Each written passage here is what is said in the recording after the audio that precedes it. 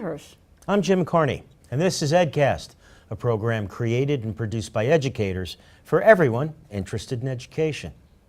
Amid much anxiety, New York City recently released the test scores for students taking the 2014 Common Core aligned exams.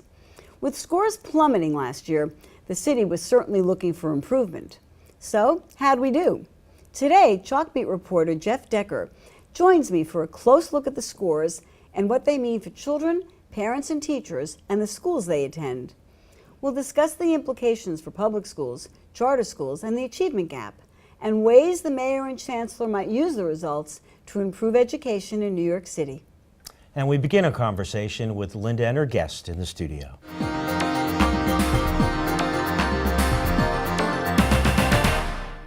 My guest today is Geoff Decker, senior reporter for Chalkbeat. Hi, Geoff. Thank you for joining us today at EdCast. Thanks for having me. The test results. New York City has been talking about them nonstop in education circles since they came out. Can you tell us a little bit about what these tests are, who takes them, and what are the subject areas? Sure. These are the standardized state tests that are administered to students in 3rd through 8th grade. In English and math are the two subjects. In New York City, over 400,000 students, that is. In statewide, it's more than 1 million students. And they've been administered for more than a decade in compliance with a federal law that requires states to keep track of students and then break down those results based on various student categories, so that the idea being that you can see how students are making progress. So why the big brouhaha now? What's happened? So in 2010, New York State agreed to adopt a set of new national standards, the Common Core standards. They were part of a big consortium of states. More than 40 states now are signed on to them. At the time there was more, but the controversy saw a few states drop off. And over the last 4 years, they've been having districts start to implement these standards. And last year, they aligned those standards to a new set of tests, so a brand new test. This is 2013, and these new standards were tougher, right? They were, and the whole idea is that a student in South Bronx is going to be taught the same things in a suburb in Kansas, and that they will be tested along the same things. So when the test came, what we saw was that for years, the tests sort of showed inflated proficiency, academic proficiency, and there was huge drops, 30-point drops across the board, all categories. And so that was one part of the brouhaha. So what happened this year? Did we do any better? How'd we do? I mean, we've all read a little bit about it, but tell us, how'd we do? Yeah, this year I think policymakers have referred to it as modest gains. About 1 in 3 kids in New York City, students in New York City, scored proficient on these tests, and they showed a little bit better gains in math. So there was about 4 percentage point gains, which was interesting.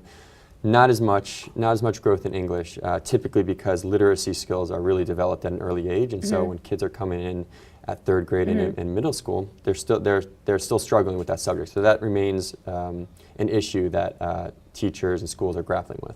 How is the city doing vis-a-vis the state scores? Compared to the state, they are actually around about on the same average as the state test scores. If you were to show how the 400,000 average test scores were compared to the statewide average. Are we on par now in both reading and math? Roughly. Over the last 5-6 years, what we've seen is New York City's average scores steadily get closer to New York State. New York State's still slightly outpacing, but this year was the closest that New York City's average scores have come to statewide. I think something, of course, of great concern in the city is the achievement gap between Black and Latino students and Asian and white students. What do we see in the results for this year? Yeah, it's still there and it's still vast, and it is something that I think policymakers are constantly thinking about and teachers are constantly thinking about. This year, the gains were slightly better among Asian and white students, which are traditionally the students who outperform, who we measure against the traditionally struggling students, African American and Hispanic students. All racial and ethnic categories showed gains, I should say that, but the gains were just not as strong among the students who traditionally struggle. So, do we have any percentages for them? How many of them scored as proficient on the exams? Yeah, less than 20% of African American students scored proficient in both English and math. So 1 in 5, and it's about the same rate for Hispanic students, although they did slightly better in the math category. Single-digit proficiency in students with special needs and students who are still learning the English language. To me, I've always thought that's a little bit self-explanatory. If you're still learning the English language, right. It's going to be hard to pass a tough English test. I read an article that said that there were 90 schools in the city that had not one black or Hispanic student pass the test. That really sounded unbelievable to me, and I read a lot of comments online. I think it was a Daily News piece, and there were comments ranging from, of course, blame the parents to blame the schools, and it was going back and forth. Do we know, is there anything unique about these schools or anything about their situation that would account for such low proficiency rates? Yeah, you know, I mean, you may not know that, but I wouldn't ever say that I know. I looked at the same report and I did see that. I think that you have to look at that in context. A lot of those schools are in the process of closing. Some of the schools are in the process of phasing out because they were identified as low performing, and so in a couple of years. Of course, that's a whole other story about the phasing out of schools, if that's productive or not, right. But all right, but they are, okay. And so there's a lot of enrollment changes at some of these schools, and so it's certainly valid to study these schools and see and find out what's going on there, but they might not be representative of the average school that's serving high needs. But it's certainly, it's a bit tragic when you look at it, at that number. Overall, when we look at all the scores, and you may have already said this, but were the scores better or worse for math and English? Are more of our city kids proficient in reading or more proficient in math? Better in math compared to last year, or just one another? In general, compare the math and the English. Better in math. Better in math. That's interesting. Are there any gender differences? Did we see anything break down by boys and girls? Yeah, I think and the girls have done actually showed a little bit more growth in the math category in recent years, and they typically do on average outperform boys, especially at younger ages, and they showed better growth in the math subject, which was interesting because, the stereotype of women being not as proficient in those subjects, this sort of bucks that trend, which is interesting. It's interesting as well because we are really looking at how girls do in school, and they are doing better than boys and more are going on to college. So that really is something that I think people are paying attention to. Chalkbeat, your organization that aggregates a lot of the news, looked at these results across boroughs. Was there anything that stood out when you analyzed all the data? Yeah, you did a great analysis of the data, by the way. It was really helpful for me. So thanks. Yeah, and we tried to look at the schools where the change was the biggest, right? Because if you looked at it citywide, you saw small gains that didn't show too big of a change, but. We wanted to look at the schools where there was the biggest growth or the biggest declines. We also want to look at the top performing, the lowest performing. What we saw in the top performing schools was somewhat easy to explain. These were schools that screened their students and typically had higher performing kids. Not in every case, but typically schools that every year are in the top performing schools. The gifted and talented programs is what they're called. Right. The schools that showed the best growth was a bit more varied, but again, something that charter school advocates would say, where they pointed out, I think like 4 or 5 of the schools were charter schools that showed the highest growth. How well did they do overall compared to the public schools? Did they do much better overall? They did not do much better overall compared to the citywide average. What I think people need to so what we saw was big gains in math, sort of along the same lines as the citywide gains. In English, there were still the same types of struggles as we saw in the district schools. What we saw was the high-performing charter schools, sort of the schools that people always look to as bucking the odds, right? There's a subset of charter schools that do really, really well. And that would be, in this case, primarily the Success Academy schools, or others as well? Yeah, you could say primarily, because they tend to be the highest profile ones, because they're run by, of course, Eva Moskowitz, who has political ambitions. Who has a high profile. Political All right. rival So, of the mayor, yeah. I don't have to tell you and anyone who reads the news, been a lot of controversy about the high scores of the Success Academy. People who accept them as evidence of the really spectacular work being done there, and people who say, there's no secret sauce, there's other stuff going on there. What do you think about that? I mean, should we should we take them at all at face value? Should we glean anything from those scores? I think we should glean something. I tend to, something at Chalkbeat we try to do is dig under these provocative headlines and these controversial one day. We try to do that here on EdCast Great, too. good. I'm glad I'm here then. And I think what you find is it's just not all in one bucket or the other, right? I think one thing that the critics of charter schools, and specifically Success, will point to the school's enrollment policies and the types of students that they take, the types of students who they retain, and the types of students who go on and advance through the years. And I think that's a fair question to ask and a fair one to probe, but to entirely throw out their results on test scores, considering the student population that they serve, would be to ignore what seems like a pretty interesting trend, right? Like a group of students who have historically never really done well, who are performing under certain conditions, but they're still performing. And so I think it needs to be studied further.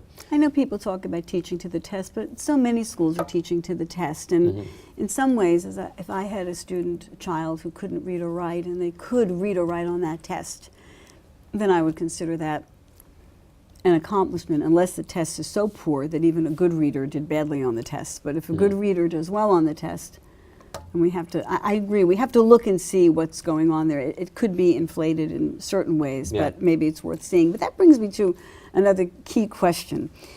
As we said in the beginning of the show, before the Common Core, the students were doing a lot better. Proficiency rates I have here were 55% passed statewide in English and 65% passed in math, compared to in the 20s, the figures that we're looking at right now. So how different is a test that's aligned to the Common Core? What do we know about what's being asked of students that may account for this stagnation or this going down of scores? That's a good question, and it's a hard one to answer. It's one that is not immediately obvious when you actually are, first of all, because we're not taking the test, we're not looking at the questions. Thank goodness. Right. But what the Common Core aims to do is in math, it aims to focus in focus in deeper on single functions, and so that students understand not just how to multiply 8 times 3, but to understand why, when they plug in numbers, the right answer is what it is. Okay. In English, the idea is that you're not just learning how to read, you're not just learning, learning how to enunciate and the phonetics that goes into that, but you're learning. You're not just decoding. Yep. Yes. Yeah. Good use of the phrase there. And you are reading the text, and then you're using the text and citing them as evidence, either to support an argument or to answer questions about that. That's the close reading concept of the Common Core. You were good enough to bring an example, I think, which will be nice for all of us, of what kinds of questions a student might be asked on the ELA version of the test. So you have a sample question for an 8th grader? Yes. Tell us a little bit about what that question is, and we can even look at a student's response to that question, right? Yes, right. Okay, so what did the student have to do in the 8th grade for this? So this was just a single question. It was not, but it was a question about a 500-word excerpt as a short story about a grandson who was writing, Fiction? It was nonfiction? actually, I don't know exactly. Okay. It's not, yeah, the way it read, I think it was probably a fiction. Okay. Fictional text. And basically, after they read it, this was a text that was about a grandson who was writing about his heritage as his grandfather, who basically like built his own house with his own hands with a single hammer. And then he, as his family grew to more than a dozen kids, he used that hammer to build new homes or new rooms on the house. And the question was, at the end of it, what character traits of the grandfather are revealed through his use of the hammer? And the second part, and this is a crucial part, because this gets at to what the Common Core tries to do, is use two details from the passage to support your response. So it's a two-part question. First part is to, after reading the text, can you answer questions about it? And the second is, okay, prove it. All right? And so I brought with me, the state released these test items along with answers to the questions, and I'm going to show you one that was an ideal one, okay? And we have it up on screen now. So what made this response ideal? All right, so she, I don't know. He or she. I don't know the gender. This student, Right, okay. yeah. Basically, I mean, the first question they answered well. It said, shows that the author's grandfather was a very hard worker and enjoyed fixing things. Okay, that's good. That's what you can infer from reading the text. Now prove it. All right, as he described in the article, the student goes on to write, after his wedding ceremony was over, the grandfather, quote, took his wife and fixed up their new house.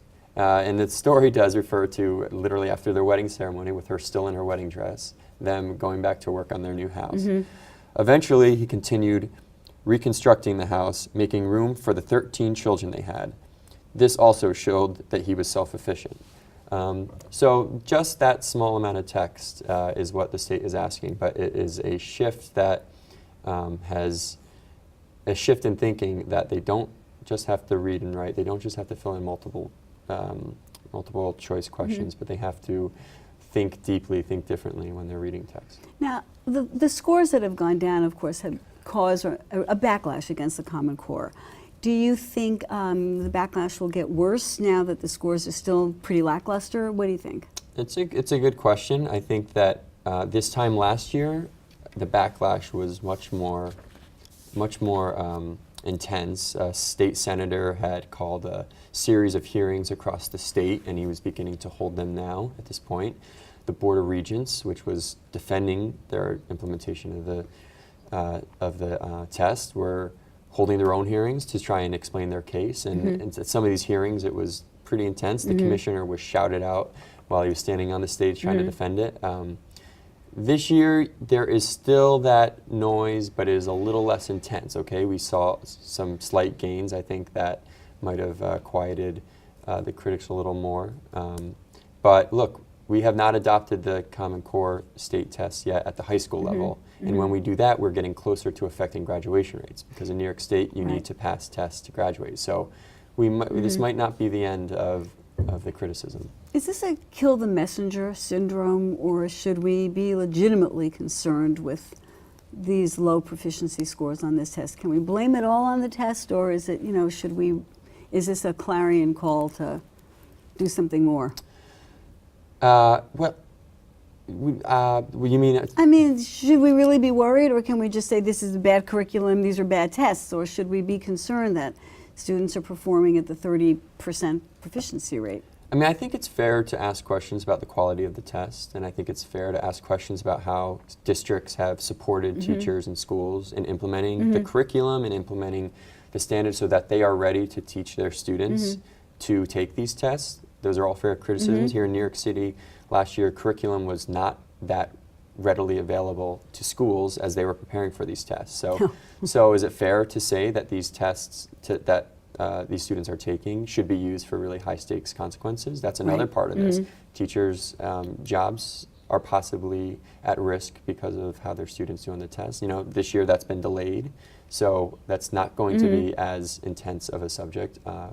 Students in the past, their test scores were used to determine in New York City whether they could move on to the next grade. That now is against the state law. Okay. All right. Lawmakers pass a law to say that's not allowed. So take some of the heat off. Take some of the heat off. So that's another. Parents are are happy about that. And so we are seeing like sort of a lowering of the stakes around these tests, and I think that with that you will see possibly a little bit calmer seas. Okay. What's been the mayor's reaction and school chancellor Farinia's reaction to the scores? I would put it as muted praise. Okay. These are the mayor who came in campaigning against his predecessor for putting too much stock in the tests, and but the big question with him coming in was, now that you are overseeing the school district that still has to take these tests, still relies a lot on these tests, and parents and teachers still look at these tests pretty carefully to see, like, well, okay, how'd my kid do? They had to sort of take a balanced approach, and so they did a press conference. They sent out a press release, sort of noting the gains, but it certainly, and it might be too early for them to do this. They certainly did not try to draw any broad conclusions about their policies. Right now their attention is on implementation of different programs, and in 2-3 years from now, if we start to see gains, it'll be interesting to see if they use these gains to draw support for their agenda. We had on our show a colleague of yours, Elizabeth Green, who wrote her book about building a better teacher. And she talks in her book a great deal about how we want to improve classroom instruction, and how if you're giving tests, the idea of a test is to really see what students learn and to improve instruction. Are these tests, as far as you know, now being used to improve instruction, or teachers able to see how their students did? One of the criticisms has been that you get the results a year later and it doesn't really have any impact on the students that you had. Is that still the case? Is it? It is, yeah. Look, these tests are taken in April, and it takes April, right. It takes the state 3-4 months to process them, and this year they made a big deal about getting those tests back in early August, and in their press release they heralded the fact that districts could now study these results and perhaps inform their professional development for the month of August. I think that based on my reporting and talking to teachers and principals, it wasn't going to have a big impact in New York City, okay? They're not going to be able to use these tests. They would really like to, okay? It'd be nice if you could use it to improve the instruction in your classroom. We only have a minute left, Geoff, so I want to ask you, having done all this research and mining through all this data, what's your own takeaway from the how do we do question about the New York City results on the Common Core? What do you take away from all this? My opinion? Oh, well, boy. just what do you take away from this? What do you think? I think that context is important. I think that when you hear that 1 in 3 students are not academically proficient, doesn't mean they fail. It doesn't mean that other 2 out of 3 kids failed. But it does speak to a larger crisis that's going on in I guess, the American society, about like how much the education system is doing for its students. Because what the tests do say is that at this point in their schooling, they're not ready. By the time they're seniors, they won't be ready to take college level coursework. They won't be ready for a career. And so I think the tests are a reminder that there's still a lot of work to do. Thank you. Thank you so much for joining us. Geoff Decker, senior reporter at Chalkbeat. Thank you for sharing all this information with us. Thank you. It's fun. Please don't go away. We'll be right back with our Ed Bites.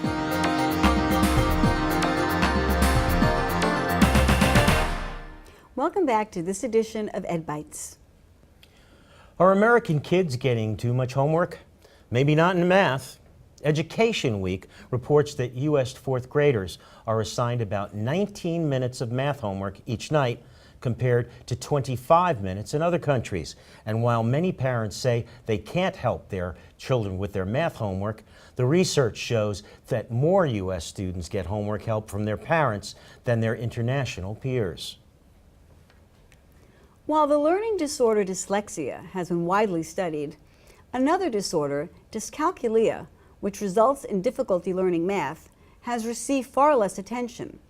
Because dyscalculia can affect a child over a lifetime, Experts point to signs in children pre-K to grade 2 that indicate potential problems. These include difficulties in learning to count, learning and remembering basic addition and subtraction facts, recognizing printed numbers, and even telling time. Parents who notice these signs should speak to their child's teacher or pediatrician. In a previous Ed Bite, we reported that U.S. students seem to be the sleepiest in international rankings. Judged on teacher perceptions, 70% are too sleepy to learn, compared with about 50% worldwide. To offset this problem caused by late bedtimes, technology, and teenage body rhythms, the American Academy of Pediatrics has recommended a later start to the school day for middle and high schools. But parents and communities have already raised concerns about a change in the school day, saying it would interfere with bus schedules, after-school activities, and the use of older children to help with younger ones. Most of us have had bad memories of middle school. Established to recognize the unique needs of 12 to 14-year-olds, middle school is undergoing a reassessment. With mounting evidence that separating middle schoolers from younger students is not leading to academic success, some are saying middle school should be abolished. Researchers point to opportunities for leadership and mentorship when tweens are with younger students. Some schools are already reverting to a K-8 school model.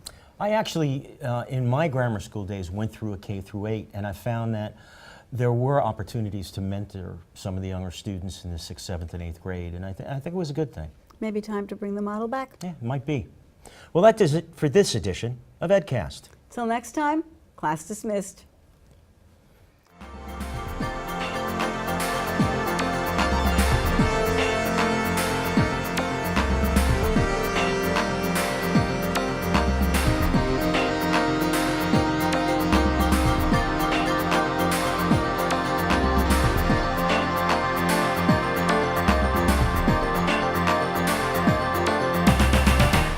We hope you enjoyed this episode of EdCast, and we invite you to join us for our new season.